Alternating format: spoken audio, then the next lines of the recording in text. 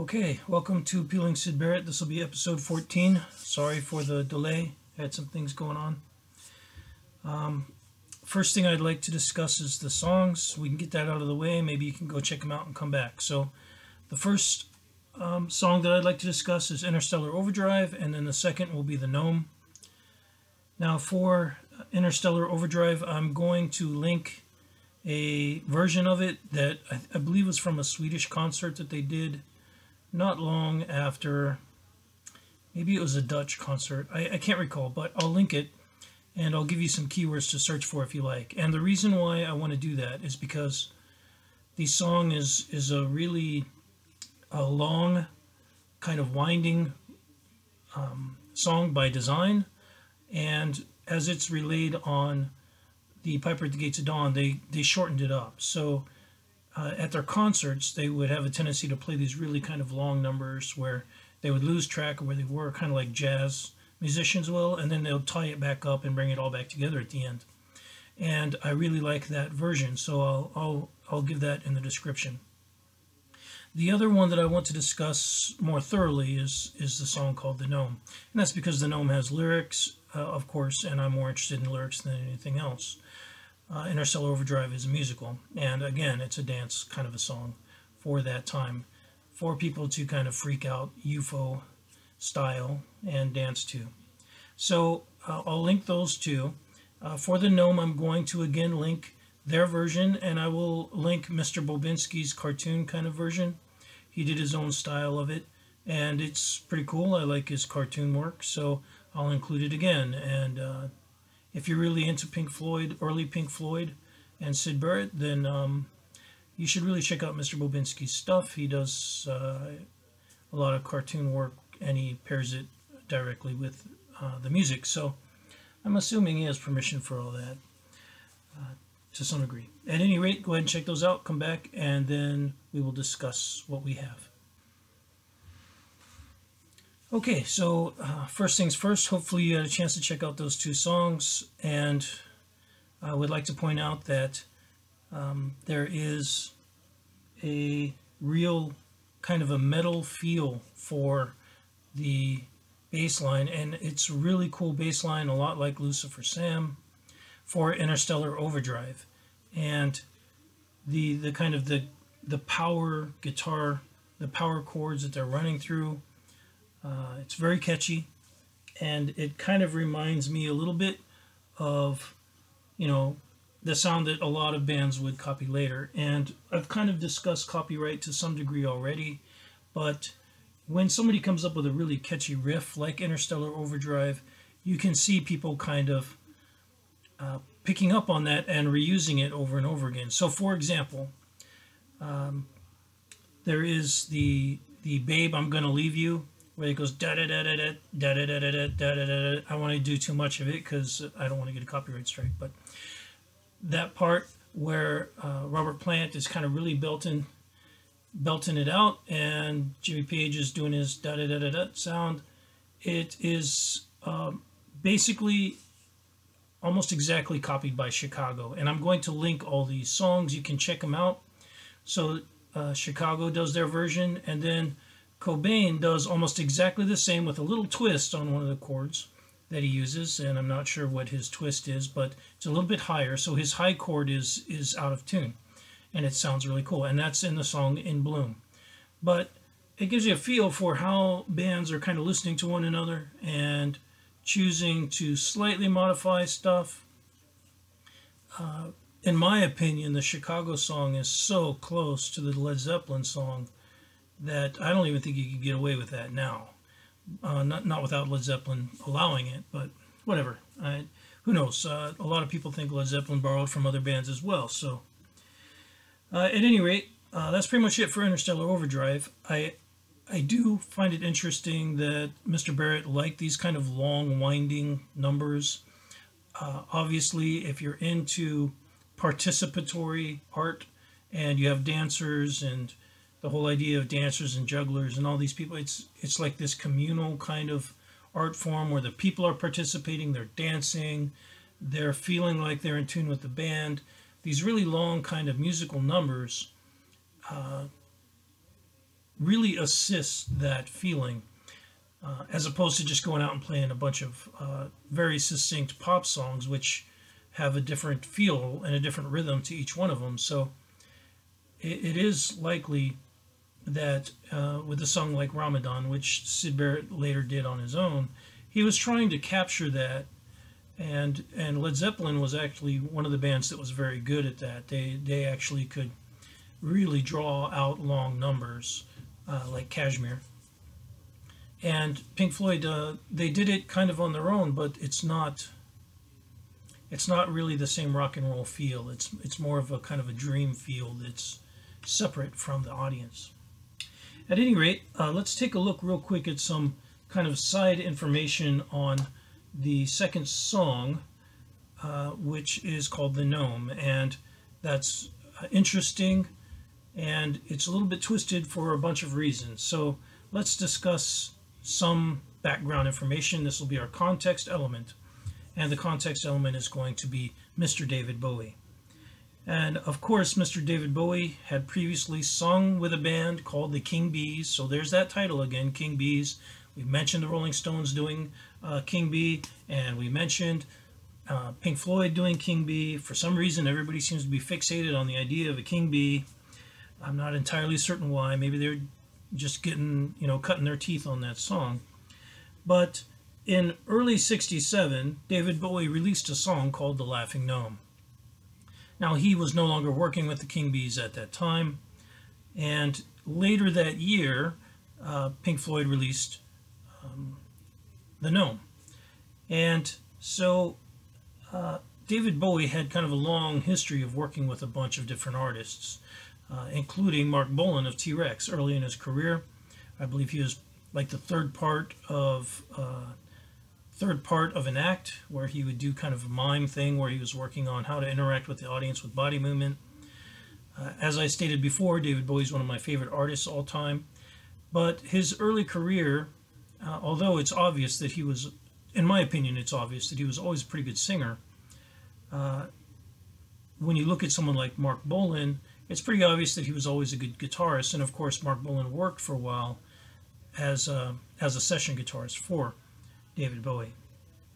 So at any rate, let's look at the lyrics for David Bowie and The Laughing Gnome. And it's kind of a silly song, a little bit goofy. And he talks about meeting with the gnome, laughing all day, and reporting to the gnome office. And interestingly, he says a glass of dandelion wine. So he's drinking dandelion wine with this gnome.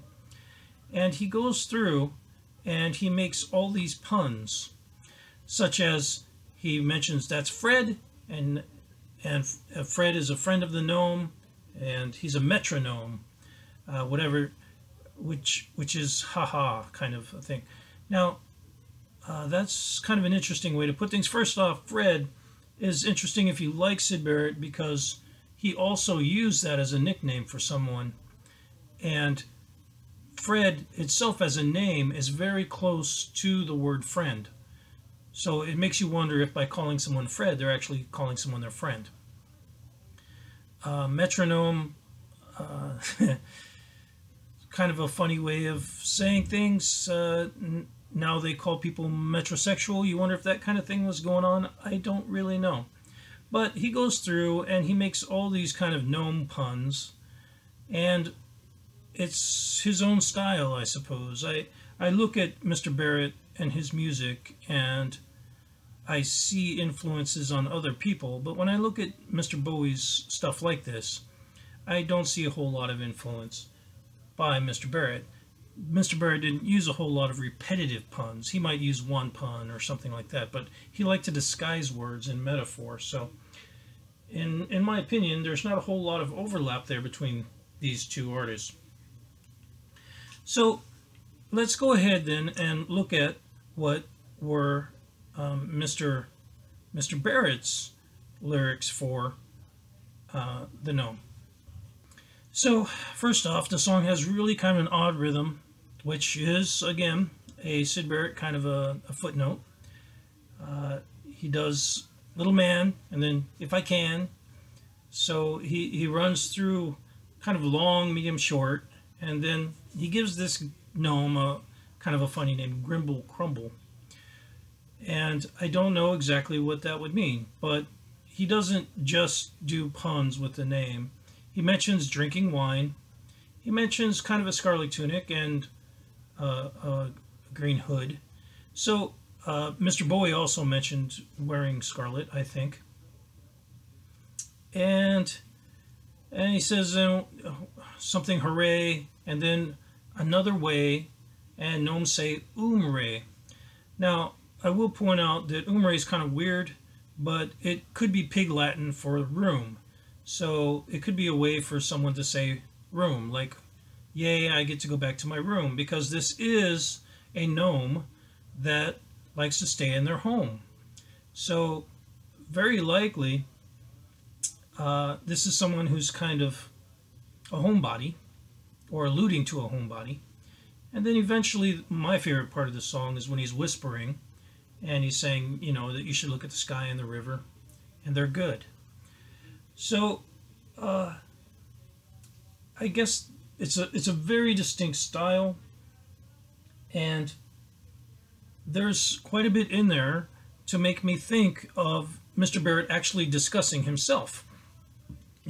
Again, right? So, in a lot of ways, I'm beginning to realize that what he was doing in a lot of these songs is simply discussing his own reality. He's discussing himself, reflecting upon himself in an introspective way, and connecting that with other bits of material. So, let's go ahead and look at one of the books that may have been a part of this song, which is a book called The Little Gray Men. And I believe Rosemary called out this book, and I'll give a page number. I believe it's in a Very Irregular Head by Mr. Rob Chapman, but I'll verify that, and then I'll put that up on the screen while we're doing this. So one of the first things that I'd like to point out for The Little Gray Men is that there are a number of gnomes. If you're not familiar with this story, I'll give you some background here. Illustrated by Dennis Watkins Pitchford. BB, which was a pseudonym. Originally copyrighted in '42 by Ear and Spottiswoode. And it has some kind of cute illustrations, I guess you could call it. But basically, it deals with three gnomes that they've lost their friend, and I believe their friend is named Cloudberry. And so they go on a trip across a river, or via river, to try to find their friend Cloudberry. So there are a number of things in this book that make me believe that it was important to Mr. Barrett, and I'll point them out. So the first one is on page 138, the bottom of the page, and I'll read it to you. Now, Daughter is one of the gnomes that, I believe Daughter's the one that has the bad leg, but he's one of the three that's looking for Cloudberry. And if you're not familiar with cloudberries, that is an actual berry, and it is very hard to find. And there are quite a few of them. It supposedly tastes really good, but there are quite a few of them in Scandinavia. So this is kind of a funny story to make me think, you know, that it might just be about these three friends that are going to go on this great big journey across the oceans or whatever to find some kind of a fruit or some kind of a wonderful reward that's a cloudberry.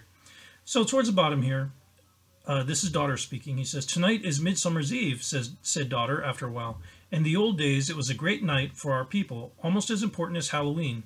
Even the humans kept indoors for fear of us. If only we could have a meeting tonight. There must be some way. Can't you think of something, Bald Money?" But I regret to say that all the reply he had was a snore.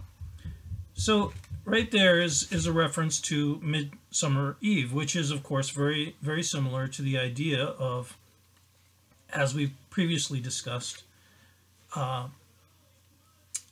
Games for May and the song "See Emily Play." I would like to point out that The boat that they use to travel down the river is called Dragonfly, and we'll come back to that a little bit later, I suspect.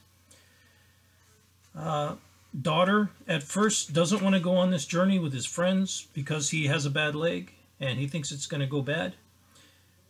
I will point out another part of the book here. When the other two, initially, this is on page 43, when the other two gnomes leave him, when they leave Daughter because he has a bad leg and he doesn't really want to travel because he's kind of scared, he kind of breaks down, and Bald Money and Sneezewort leave, and everyone sees them go, and Daughter's just kind of left behind. And it says, "It was the most bitter, indeed the only bitter moment in the little gnome's life. There seemed nothing to live for now, and the future was black with the horror of loneliness." And eventually they say he crawled back into his sleeping bag and wished he were dead. I'll just go ahead and give a quote here. This is from Syd Barrett and Pink Floyd Dark Glow by Mr. Palacios, which we've discussed before. Again, as I mentioned, it is full of details, very, very specific details. And on page 438, he does mention that one of the books that was read by Mr. Syd Barrett was The Little Gray Men by B.B. There's more to the story than that, but that's all I'll relay at that point in time. Again, as I mentioned, this has a lot of detail, from the books that Mr. Barrett was reading, to the paintings that he made, to the artists he was interested in. There is a lot of that in this specific book. Another story that's relayed by Mr. Palacios in his book on page 426 concerns Rosemary walking in on Syd as he played from time to time. I guess he would play with various instruments, but and she says he wouldn't really write songs, whatever, but he would play, and it sounded good to her anyway. But that when she entered the room, he would stop playing. And you have to kind of wonder, and there are other stories about Syd stopping playing when other people are around. Perhaps he was embarrassed, perhaps he was almost painfully shy to the point where he didn't want to share things. Perhaps he didn't want people to see him in that light as a guitarist and a musician. There are other reasons, though, that I would like to point out that would be possibilities, and we'll come back to this over time. But another possibility is, of course, that I don't necessarily think this is it, but he may have felt that a little bit embarrassed of who he was as a guitarist and as this rock kind of a musician, frontman, whatever you want to call him, a rock god, I guess some people would say. But perhaps he was a little bit embarrassed of that personality or that aspect of him, and so he didn't really want to share that or have people look at him in that way. Another possibility is that perhaps he felt people might have been stealing his music, and so he didn't like to play around other people because they might want to steal his music. Another thing that is possible, and I'm not saying, please don't think that I'm saying Rosemary Breen would steal his music.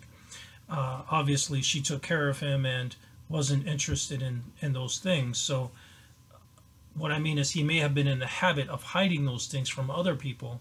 And so when Rosemary was around, he already just kind of was in the habit of not playing around people, so he wouldn't play around her either.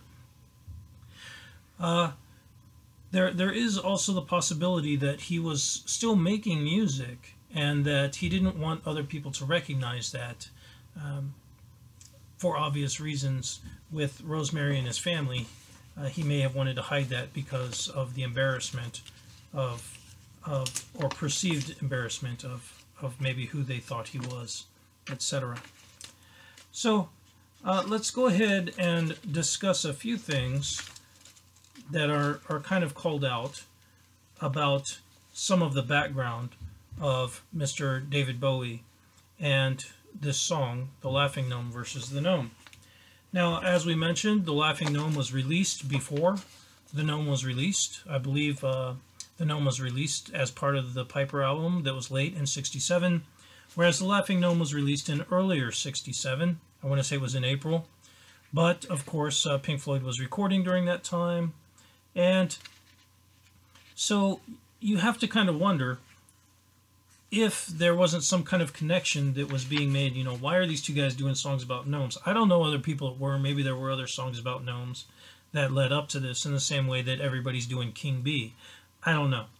But on page 347 of Mr. Chapman's book, he mentions that Bowie and Jimmy Page were kind of long-term admirers of Mr. Barrett, and there is an interview with David Bowie where he's discussing how much of an influence Sid was on his style, not necessarily on his music, but definitely on the way that he looked and how he wanted to present himself on the stage when he was playing.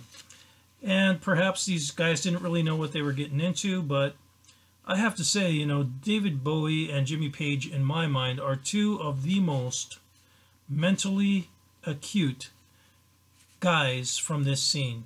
I mean, these two guys are artists, and they are really well put together. So it is a little bit strange that they're interested in working with Sid. If Sid is actually, I guess, what people would consider to be insane at the time or whatever. I'm sure he was difficult to work with, but then being difficult to work with, more often than not, really ties in with, you know, who are you working with and why are you working with them. And I will relay one more story, and this is from, again, Mr. Chapman's book, An Irregular Head, Very Irregular Head. So on page 304, he mentions an interview by melody maker and a gentleman named Chris Welsh, and he would interview various rock artists, and one of the interviews he did was with Mr. Syd Barrett, and this is towards the end of Syd Barrett's Pink Floyd career. And he runs through a bunch of artists, and Sid kind of names them very quickly, which showed him that he knew what he was talking about. And then he mentions playing a David Bowie song, and Sid getting upset and asking kind of, you know, nastily, is that a joke? I haven't heard this actual interview, but there is some resentment there for some reason. And at least when I hear or see emotion, especially kind of anger, at least I have to think, what's really going on there? Because if it's just a David Bowie song and he's a nobody, why is Mr. Barrett getting upset about it? Obviously, the implication could be that Mr. Welsh was leading up to this to kind of get a feel for whether or not Sid knew about David Bowie. Was he okay with David Bowie? Was he working with David Bowie on some level? Did he appreciate David Bowie? Perhaps Mr. Welsh kind of, my interpretation of that is that he's saying that perhaps Sid resented the comparison because he considered David Bowie to be a lesser artist. What I would like to point out is that there is another possible interpretation, which is that Sid may have thought that David Bowie stole this idea of a gnome. I don't know if that's what actually happened. I have no idea. But Mr. Barrett may have thought that because I'm quite certain that they were the more popular band, and they certainly would have played the gnome on some level earlier than that. Perhaps he thought David Bowie took elements of that song and made his own Laughing Gnome song. That would definitely explain it to me, to think that that there was some kind of a resentment there. And it also might explain if Mr. Barrett never did work with David Bowie, maybe that was part of the reason why. Perhaps he felt a little bit resentful of the industry or other people that he thought maybe were taking his ideas or his persona or other things and using them to further their own careers. Now, there is one last thing that I would like to discuss, and we've discussed before the nature of people kind of living through books.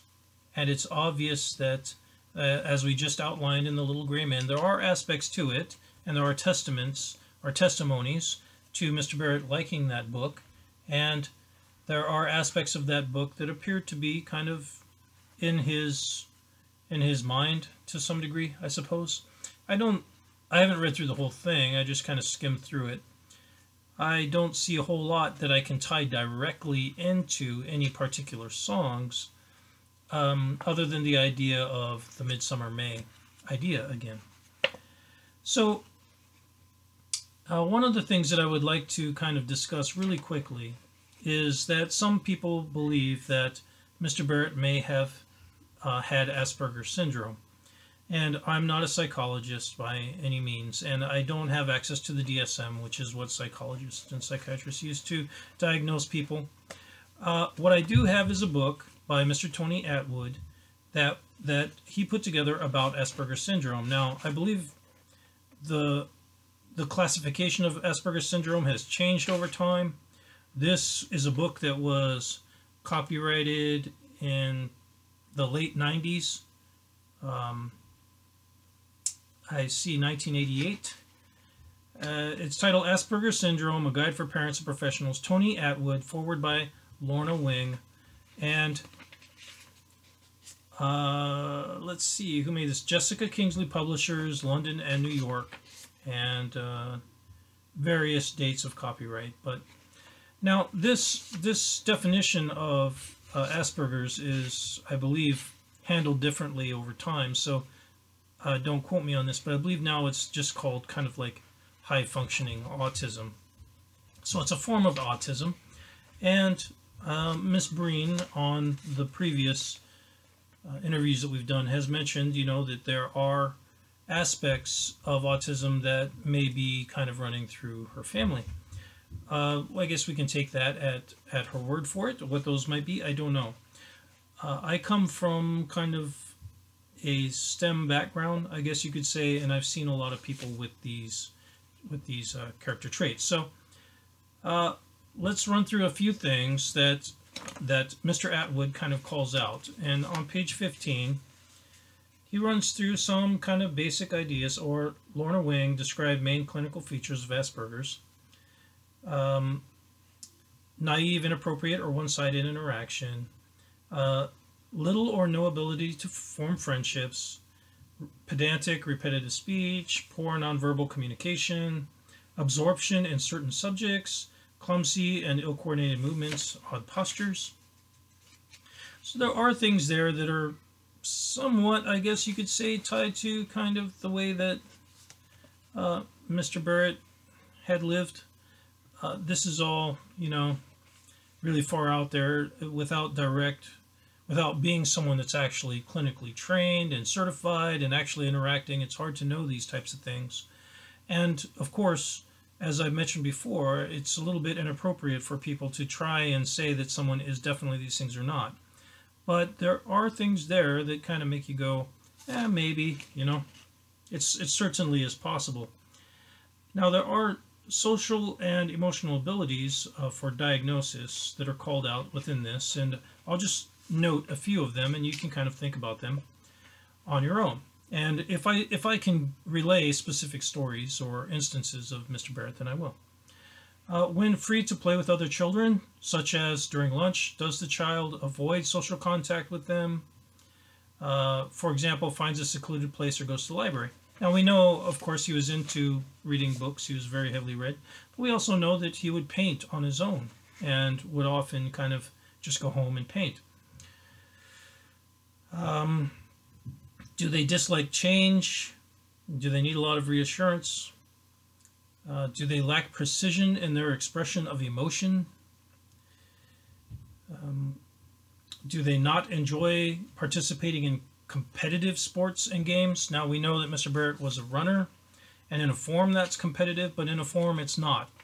And we'll discuss running a little bit later in another book, but in many ways, running as a competition is just simply you competing against yourself. You're not directly competing with other people. You're directly competing with yourself and indirectly competing with other people. Are they indifferent to peer pressure? I think quite a few people would say that most certainly Mr. Barrett was quite indifferent to peer pressure. Do they appear to be uninterested in your side of conversation? Do they read books primarily for information? And are they not interested in fictional works? So apparently fictional works are something that don't overly interest people with Asperger's, but I will point out that from the books that we've already kind of discussed, that many of them are fictional. He's also pulling facts from them in a form and using those in his songs. Do they lack imaginative play? I would say definitely not in that case. So, you know, there are very specific things in here, and this is one of the really tricky things that I guess people in this profession have to deal with, which is that the vast majority of people are on a spectrum of highly this or not very likely that. And so you have to look at these things and kind of wonder. And of course, a lot of people would say, well, you know, people don't develop Asperger's later in life. They, you know, typically this is something, high functioning autism, that is present early in life, and they have to deal with it. And with treatment and whatever, a lot of people can correct. But what I would like to point out is that Asperger's wasn't really known in the 60s. There were a lot of people that over time in the past that were just considered to be odd, and they didn't get a whole lot of help. So the world could be a very, very difficult place for these people. They weren't getting help at all, and they certainly weren't getting tested with these types of criteria to find out if they were socially challenged in some way and could use some help. So I appreciate that people perhaps believe that he never had these problems before, but I would just like to point out that it's possible that people completely overlooked them and he was able to hide them. And if you learn about autism, high functioning autism, for some reason it's largely considered to be mostly a male thing, and a lot of the material that I've read says there are also girls, but they are a little bit better at hiding their high functioning autism because they have better social skills in general. So, as we've mentioned, you know, Mr. Barrett certainly wasn't a typically forceful male. So in some ways he may have been able to hide a lot of these characters. He may have been a more socially adept person that was coping with these things. Again, there's no way of knowing all this, but it is in my mind certainly possible that he was dealing with something like that. I don't want to get into the whole thing with schizophrenia. Perhaps, you know, we can discuss that at another time. I just wanted to discuss the Asperger's thing because, as we mentioned with the Little Green Men, pulling the idea of Midsummer from Piper at the Gates of Dawn, which is from The Wind in the Willows. It really seems like he's locking on to very specific facts in books, and then he's throwing them into his music. And of course, let's recall a scene in The Wall where the main character kind of loses it and then goes through and reorganizes aspects of their room after they've destroyed everything, and trying to generate that level of order, a mind that would want to do something like that, that sees beauty in that. You know, where did that come from? Why just put that little detail in the film? There's a lot of things in that film that are very, very specific, and so you have to wonder, you know, who is doing that and why. Now, there's a lot of interviews discussing certain influences in Mr. Waters' life, and a lot of things that people have to kind of interpret as they watch them. But I do find it a little bit odd that that is a characteristic of just kind of lashing out and then wanting to kind of let go and then pull everything back in, make everything orderly after you've gone through that process. That is something that I would expect from someone who is interested in burning their own paintings and going through that form of cathartic process. And so perhaps it's on some level it's reflective of Mr. Barrett. Of course, this isn't anything new. the main character called Pink in the movie The Wall is, I guess, widely accepted to have portions of him that represent Mr. Waters and portions of him that represent Mr. Barrett. But I would like to point out that if that is one aspect, perhaps, of Mr. Barrett in that film, somebody must have seen something or suspected something or kind of noted that that was going on. Or perhaps it was just completely just added in on a whim. Who knows? But it is an interesting kind of a facet of behavior that you would expect from someone who is trying to cling to structure and their structure is lacking or failing. So that's kind of meandering discussion about the topic of the gnome and the various influences that are tied to it. Hope you enjoyed the episode. If you haven't already, please like, subscribe, and share with folks. If you've been following through along with all these, thanks. I appreciate it. It's nice to know other people care about these topics because I do think that they're important, and I do think that a lot of people are kind of missing out on the subtle detail of the music and the influences to it. And if you understand those things, I think it makes the music a little bit more valuable. So that's all for today. See you later.